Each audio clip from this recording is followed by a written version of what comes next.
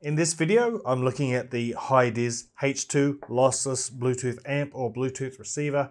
This little guy comes in at a price of $64 US. It has support for all the latest high-res wireless audio codecs like aptX-HD, LDAC, and a new one called UAT. It's got Nfc One Touch Pairing, much more. So we're going to take a look at this and try and determine whether or not it's for you and whether or not you need one in your life. Let's get into it.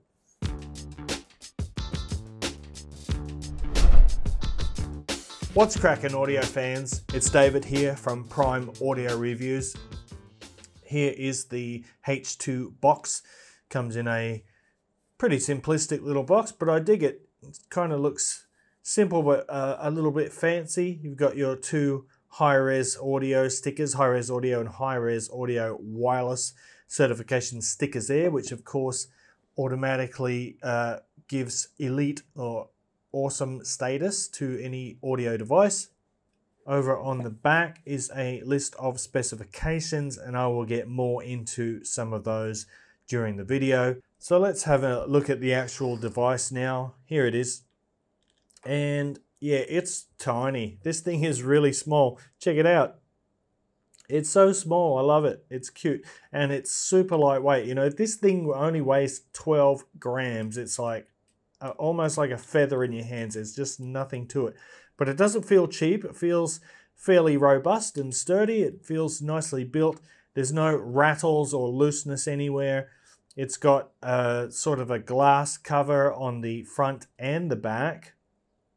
It's got a single button on the right side here, and this is your play, pause, or answer and hang up call button.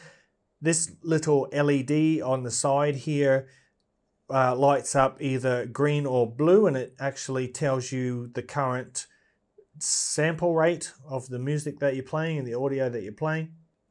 On the left side, here is a volume rocker, which also can be used to fast forward and rewind tracks. On the top is your single 3.5mm unbalanced headphone jack and the built-in microphone, because you can actually use this for making phone calls. And finally on the bottom is the USB Type-C port for charging. So just to give you an idea of the size, here is a regular sized pen. Check that out. Here is an in-ear monitor on earphone. The Hidizs MS1 Rainbow, and here is the, take the case off, here is the Shanling M0.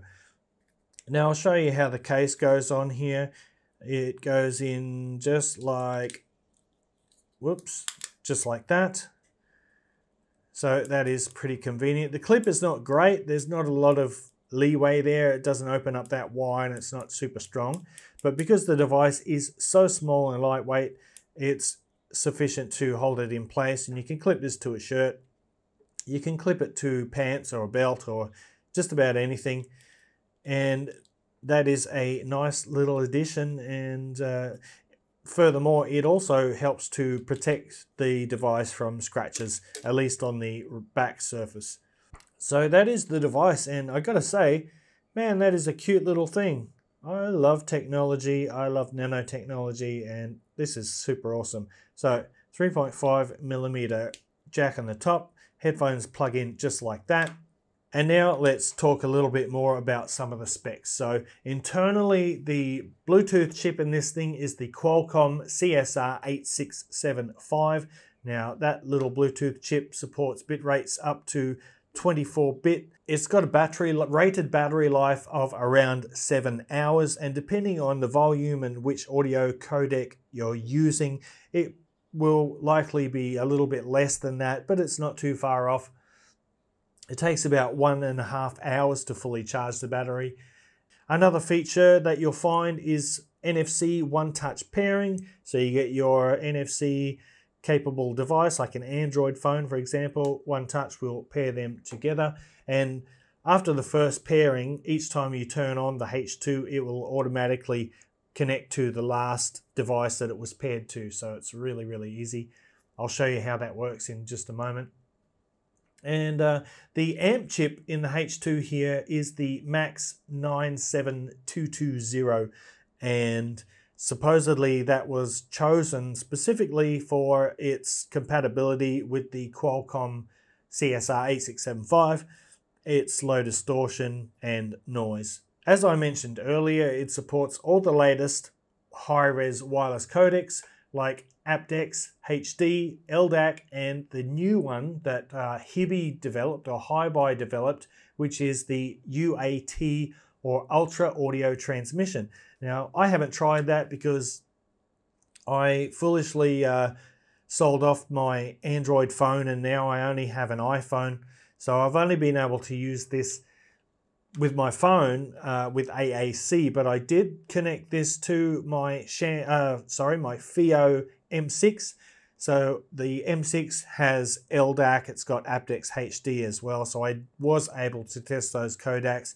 Across all the devices that I tried, it works flawlessly. And another little thing I forgot to mention is the H2 here can actually be used as an external DAC as well. So plug in the USB Type-C here and connect that to your laptop or your PC or your tablet, and you can use this as a little external DAC. But do keep in mind that using this as an external wired DAC, it maxes out at 16 bits, 48,000 kilohertz, which is pretty standard across Bluetooth devices like this. I think the M0 is the same, the FIO M5 is the same, the Shanling UP4 and the FIO BTR3. If I'm wrong about any of these, I'm just going from memory. Correct me in the comments below. Also, let me know in the comments what you think about this device and, you know, how you feel in general about Bluetooth receivers. Are they better than a little DAP like this? Are they better than a dongle? But back to the H2 now, and I want to mention that this little guy, it's obviously so small. Now, due to the size, the tiny size of this device, obviously you can't expect too much in terms of power output, and that is one of the limitations of a tiny thing like this. Now, the output power is just 8 milliwatts, but don't worry about that, don't panic, because it's perfectly fine for efficient IEMs, your general everyday IEM, between 8 ohms and 60 ohms. And I've tested this with several things. I even had the Meze Classics 99 Classics headphones plugged into this, and that sounded quite good. It was able to drive it to high volume.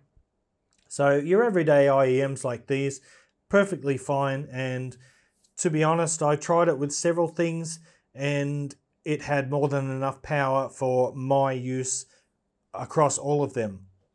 I don't listen to music extremely loud, but I do like to pump it up sometimes, and I never had a problem. So as long as you're using IEMs within that rated 8 to 60 ohms, it should be fine. But if you are looking to drive full-size headphones or planars, this isn't the device for you. So here is my iPhone, and I just wanted to show you how quickly this thing pairs up. So if I turn on the power button here, boom, there it is. It's almost like instantaneous.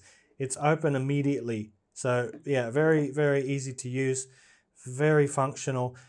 I haven't had any dropouts or cutouts, you know, as long as I kept within the working distance, which is like 10 meters for AAC or 4 to 6 meters for higher, more demanding codecs like LDAC or UAT. But no stuttering, whether it's in my front pocket, my back pocket, shirt pocket, whatever, solid signal all the way, never had a problem. Okay, so it's time to talk about how the thing actually sounds. And you know what? Surprisingly very good. For such a tiny little low-powered thing, it actually sounds really good. The overall sound signature is pretty much neutral. There is a very slight attenuation in the sub-bass, but unless you're sort of really listening for it, you're likely not to even notice. It is very subtle. But overall, if you're using a bassy IEM, you'll still have loads of bass. So it's not even something to concern yourself about. I'm just sort of being more pedantic about the audio details because I know some of you like to dive deeper into the technicalities. In addition, the core mid-range is slightly scooped out. Really slightly, like we're talking maybe 1 to 2 decibels. And that actually helps out in some cases, like if you've got a very warm or a bass heavy in-ear monitor, that kind of attenuation in the mids will make it a little bit more V-shaped. It'll actually clean up the sound slightly and improve instrument separation in some cases. But again, if you're not doing side-by-side comparisons with something else, you're likely not to notice. I want to emphasize that the H2 here does sound really good, assuming you're using it with compatible earphones, that is. And finally, talking about the treble now, and the treble seems largely unaffected. Maybe there's a tiny bit less extension than on a high-powered DAP or a desktop unit.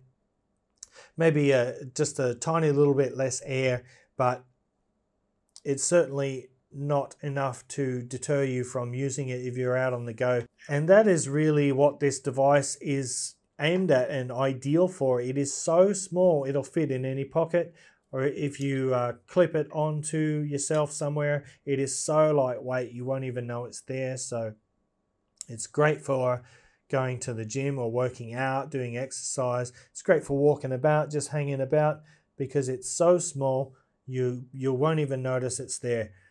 So that is the Hidizs H2, and I think this is a super cool little device. I really dig it.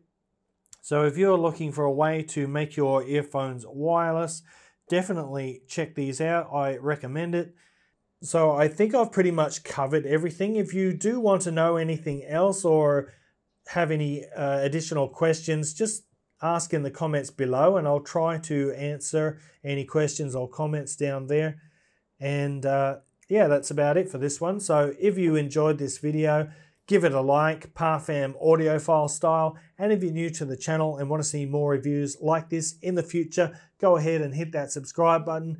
Links to the written review and social media channels, the Discord channel, everything in the description below. And until next time, I'll see you later.